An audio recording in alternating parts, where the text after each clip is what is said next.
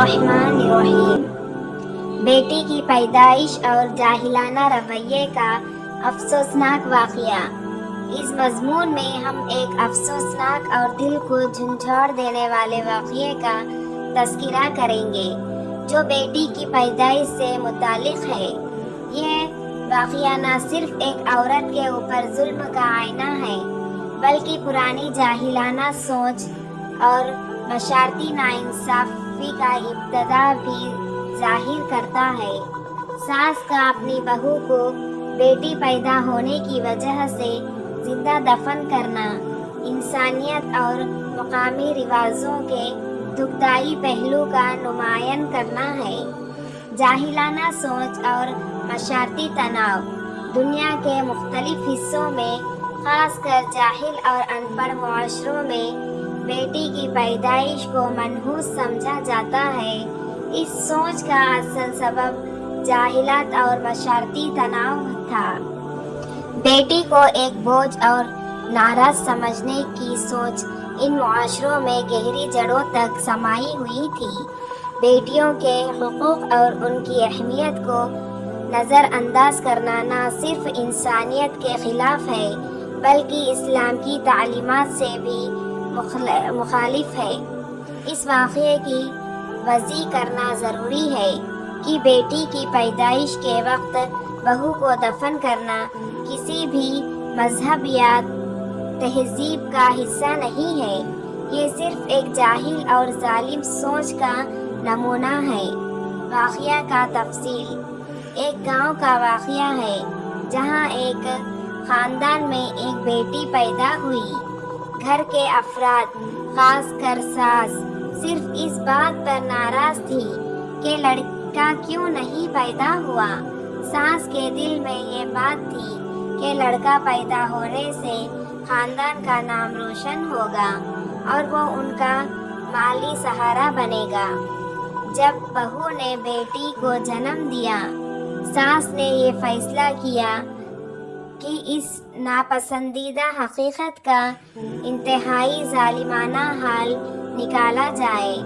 ساس نے اپنی بہو کو اس بات کا ذمہ دار ٹھہرا کر اس کے خلاف نفرت کا اظہار کیا اور فیصلہ کیا کہ اس شرم کو مٹا دیا جائے۔ ظلمات بھرا فیصلہ۔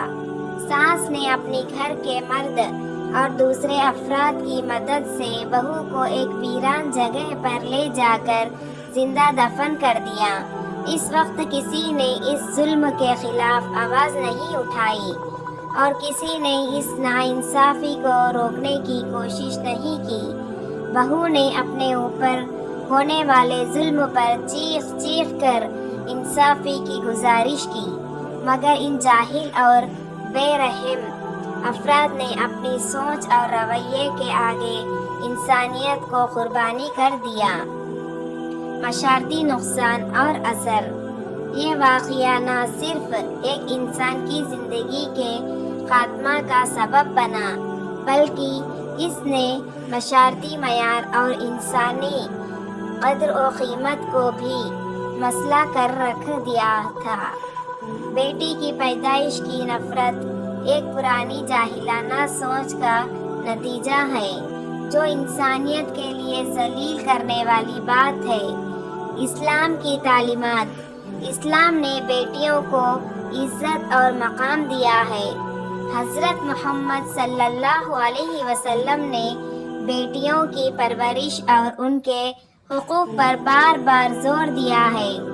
آپ صلی اللہ علیہ وسلم نے فرمایا ہے، جس نے 2 بیٹیوں کی پرورش اچھی طریقے سے کی اور ان کی شادی تک خیال رکھا اور وہ قیامت کے دن میرے ساتھ اس طرح ہوگا، اور آپ نے اپنی انگلیاں ملائی۔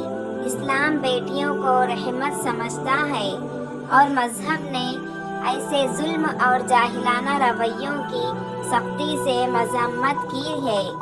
ظلم کے خاتمے کے لیے تقاضا۔ اس واقعے سے ہمیں کچھ اہم سبق ملتا ہے۔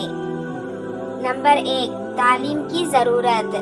جہالت کا خاتمہ کرنے کے لیے تعلیم کا فروغ ضروری ہے۔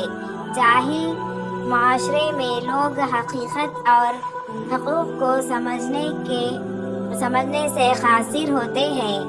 تعلیم لوگوں کو نفرت اور ظلم کے راستے سے ہٹا کر انصاف اور محبت کی طرف لے جاتی ہے۔ نمبر 2، قانون اور عمل۔ ایسے ظلم کے خلاف قانونی کارروائی ضروری ہے۔ معاشرے میں ان ظلم کرنے والوں کو سزا ملنی چاہیے تاکہ لوگوں میں انصاف کا احساس ہو۔ نمبر 3، معاشرتی اویئرنیس۔ لوگوں میں اویئرنیس پیدا کرنی چاہیے کہ بیٹی اور بیٹا ایک برابر ہے۔ بیٹی کسی بھی طور پر بوجھ نہیں ہے بلکہ وہ معاشرے کی بنیاد ہے۔ نمبر 4، اسلام کی تعلیمات کا فروغ۔ اسلام کے پیغام کو لوگوں تک پہنچانا ضروری ہے، جو بیٹیوں کے حقوق اور ان کی اہمیت کو واضح کرتا ہے۔